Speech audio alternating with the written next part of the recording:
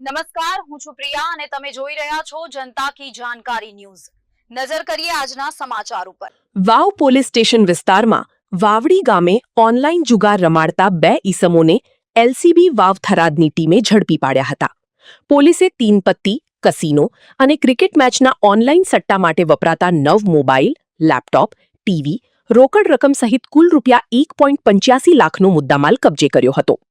બાતમીના આધારે દરેશભાઈ ભૂરાભાઈ બ્રાહ્મણ અને સુરેશભાઈ ભૂરાભાઈ બ્રાહ્મણના ખેતર ખાતે બનાવેલા રહેણાંક મકાન પર રેડ કરવામાં આવી હતી, જ્યાં બેટફ્લેશ વેબસાઇટ મારફતે ઓનલાઈન સટ્ટો રમાડાતો હોવાનું સામે આવ્યું હતું।